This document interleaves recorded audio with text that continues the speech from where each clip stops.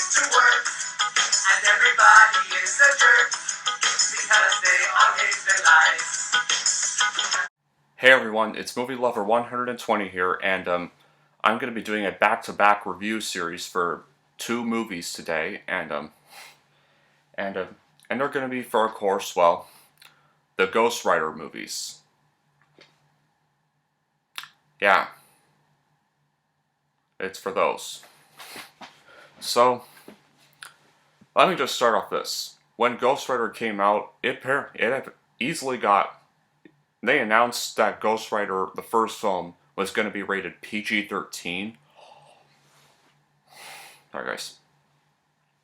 It got so much backlash because the Ghost Rider comics are very R-rated and dark. And of course it was critically bashed by critics and fans of the comics. And of course it also got hate for the casting of Nicolas Cage as the character.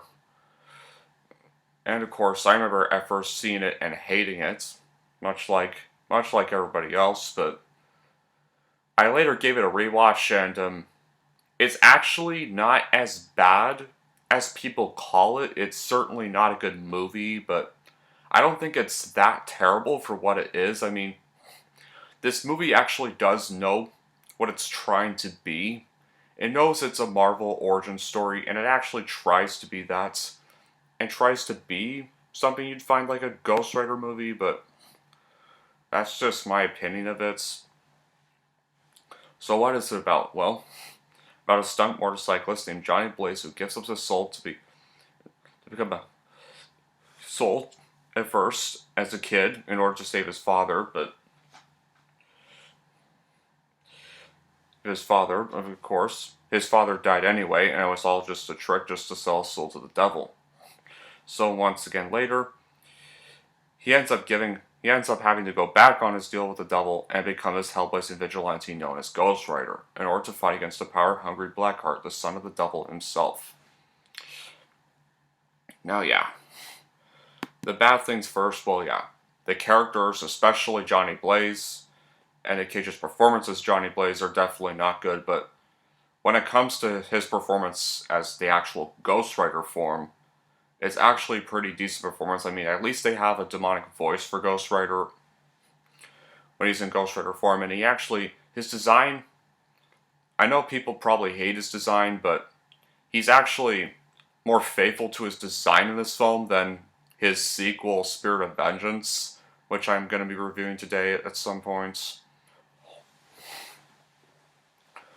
Now, I definitely agree with some other bad qualities here.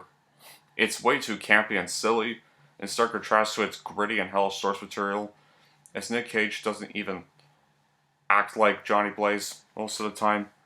Instead of being the scary demonic Ghost Rider from the comics, well, despite actually he is more faithful to his design this time, he's unintentionally hilariously silly, not really that scary looking.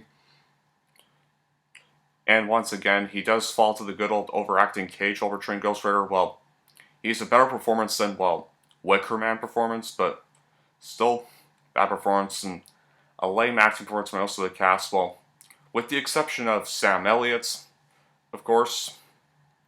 Of course, the characters aren't very well written, but they're actually characters you could find in a Marvel movie this time around, and characters who act like they belong in the film. And of course, well, yeah.